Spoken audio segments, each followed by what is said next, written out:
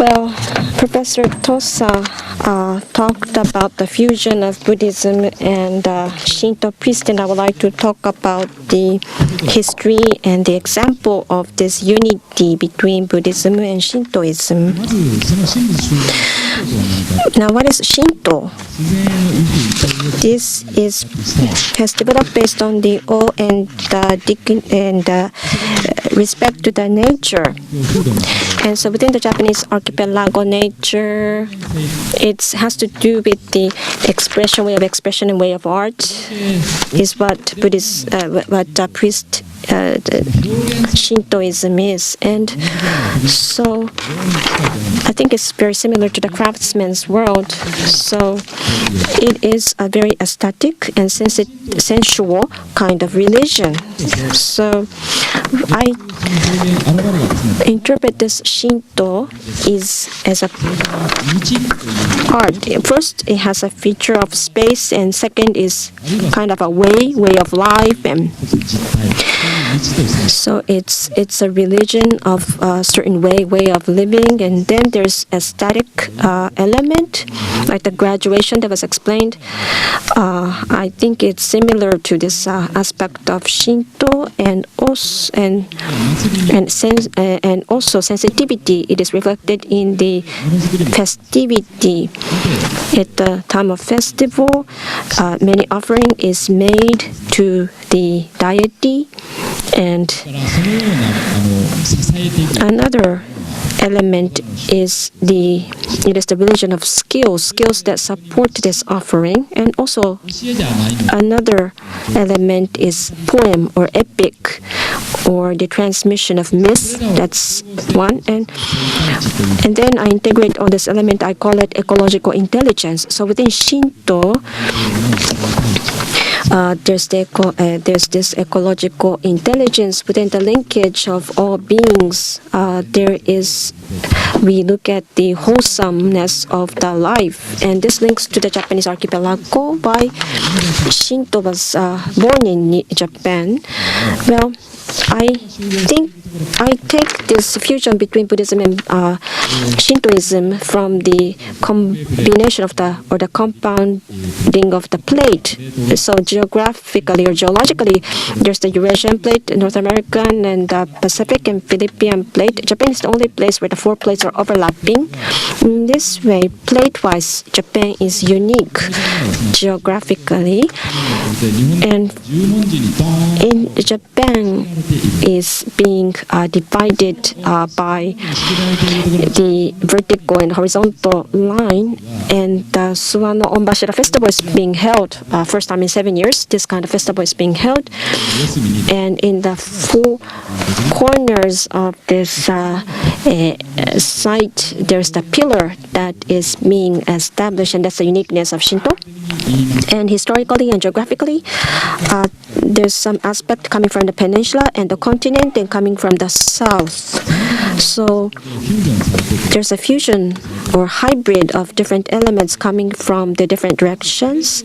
So first of all, there's a hybrid plate forming the Japanese archipelago, and the deity also has a hybrid structure. I think deity is the spiritual folder. So there's a number of spiritual folders, so to say, and there's this kind of folder. And there are words that end with the sound chi, ikatsuchi, kakutsuchi, nozuchi. So we can analyze these different types of deity, and each of these represent the fire, and they are all together called the 8 million gods. And this, when we express the myriads of gods and deities, I call it 8 million gods and goddesses. And when I explain this in German to German people, they laughed. They said, well, they're used to having only one god, one deity, and they felt that it's very different from their culture or religion, that we have 8 million gods and goddesses. And Shusaku Endo, in his novel, The Deep River, said that there was the theology student who was studying to become the priest, but the Japanese theology students would always be criticized in France when he was under training. They say, you have that you are have so pantheistic, and this Japanese theology student cannot accept the fact that there is the ranking and the hierarchy in the word of deity. And so this student says that God is not something that you look up to. It's not existing outside the humans. It is. So he talked about the equality and the fundamentals of life. And so Japanese people has its own unique way of looking at the deity. And Lafcadio Hahn, he's a European that lived in Japan. So he captured very well the spirituality of the Japanese people. And what he says is that from Matsue, when he went to visit the Izumo shrine, the wind and the air and the light, he felt something divine. And he felt that this is what Shintoism is all about. It's the ghostly, spiritual thing that he felt, Lafcadio Hahn felt. And when he worshipped the Izumo shrine, said that it's not, what is important is what is existing inside this Shinto shrine, that there's something divine. And in Shinto, there's no philosophy, no morals, but this, where the Western religion has these aspects. But so Shinto does not have these elements, but still there's something in Shinto which makes it unique, is what Lafcadio Hahn said. So, and Norinaga Motoi said that God or deity is, well, everything that makes them respectful, be it in the shrine, be it in the ocean, be it animals or the beasts, in all the natural elements. If there's something that is awesome, then it will be deity. So the singer Haruo Minami said, the customers are all gods. So, and Buddha, what Buddha said was that he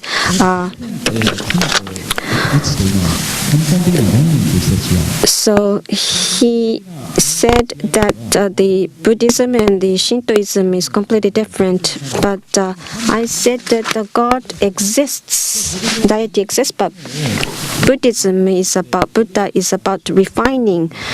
And so humans is to be able to,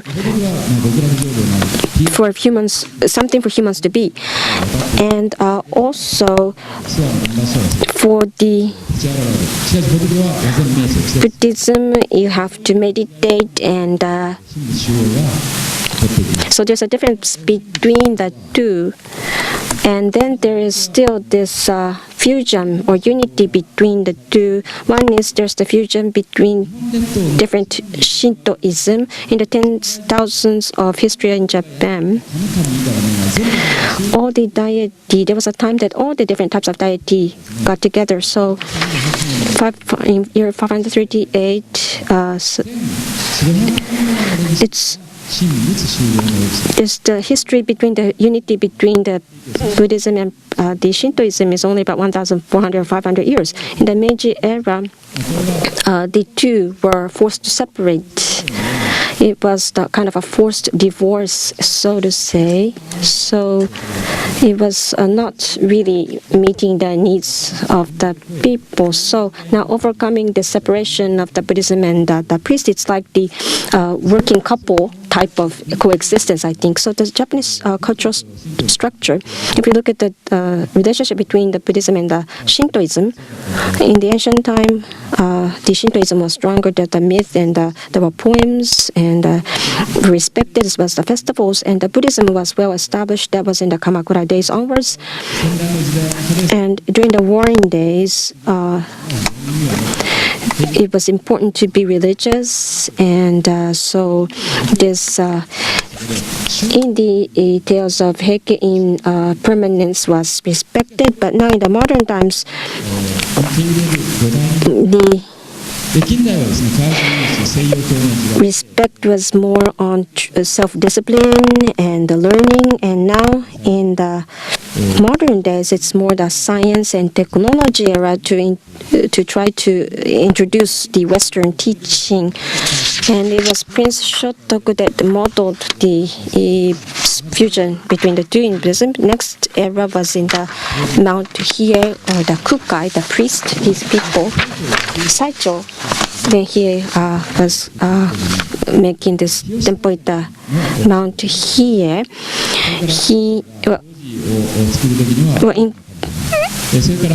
and Kukai was also had these subjects of worship, which is local deity. So both priests respected the local deity. This is Mount Hiei, and it's described as a mountain. Then there's a temple, and so this describes how the syncretic unity of Buddhism and Shintoism was achieved. And Kukai, there were two people. This most likely the mountain deity that was worshipped. Koya Myojin was having a dog, was walking a dog, and Kukai met this deity. So this mandala. So there's the waterfall, is what is described in the mandala. This is really unique to Japan. And Jukkai mandala is that human mind has, it's including everything, the heaven and the hell and all the life cycle is included, and it's described in this one piece.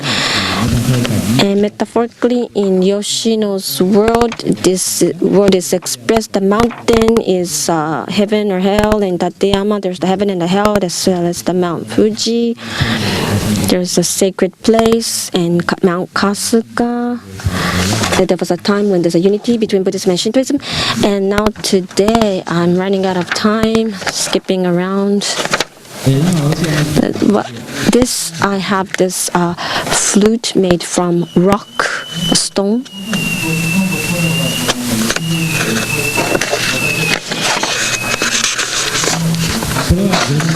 This is from the Jomon days. It was excavated from that times, the remains. So we knew that they were used, and there were many reasons explained. Yukio Michio said that described this flute, and he said that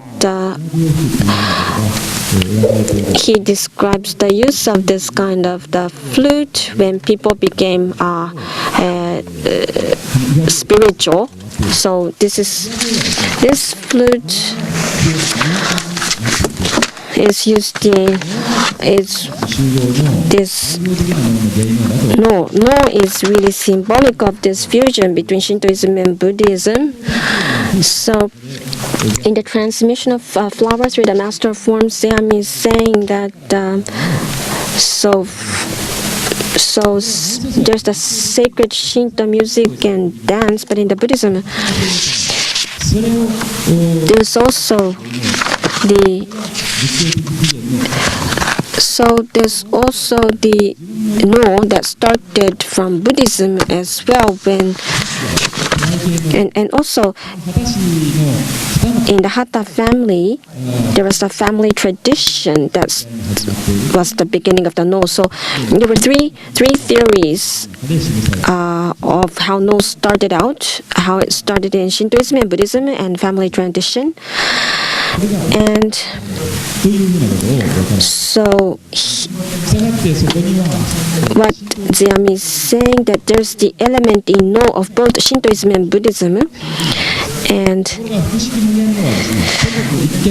so there's also the Buddhist priest.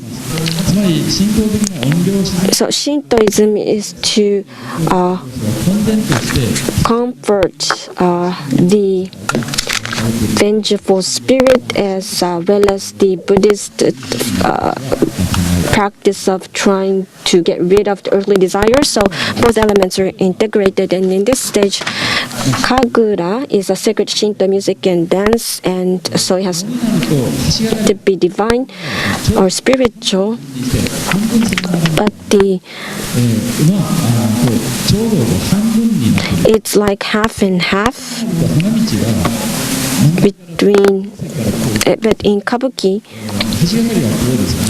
this is the link package. This is the flower way. So the focus is to entertain the audience, is the kabuki focus. So the way the stage is set, the Shinto and the kabuki is different, but still the no is in between. No has both the elements of offering to deity, and also it has the element of entertaining the audience. So no is no Zai Tensha Tenga Tenzai Tansha. This shrine is existing Shinto-wise. It's Kushima Hime is worshipped, and so it has. So this near this shrine, there are some important places of religion. So I've been visiting this place for decades, and there's this unique festival. It was on the February the 2nd, and February 3rd is the day of the last day of winter of the lunar calendar, and we hold the ceremony of firing the firing ceremony of the kyon, and there were many offering dance offered to the deity. And so within this ceremony, Saito Goma, we put the pottery in this kyon in this ceremony. And so for the 14 years we've been continuing this kind of a festival, and this is what we do is on the 4th of February at the ceremony for the arrival of the spring. We take it out from the kiln, and this is my work, piece of work, pottery. This is somebody else's, and this is from the chief priest. This is the urn. So what we're doing is we're trying to create our own urn. Shintoism is about knotting or tying, and the Buddhism is about untying, unknotting. So that means, so this urn is the container for putting one's ashes, so it means death. And so this is kind of like the Santological meditation that we're doing in creating this urn. So this, I think that we should take another view of how the fusion between the Shintoism and Buddhism can play a part in transmitting these different skills and different traditions, and so we should take another look at the value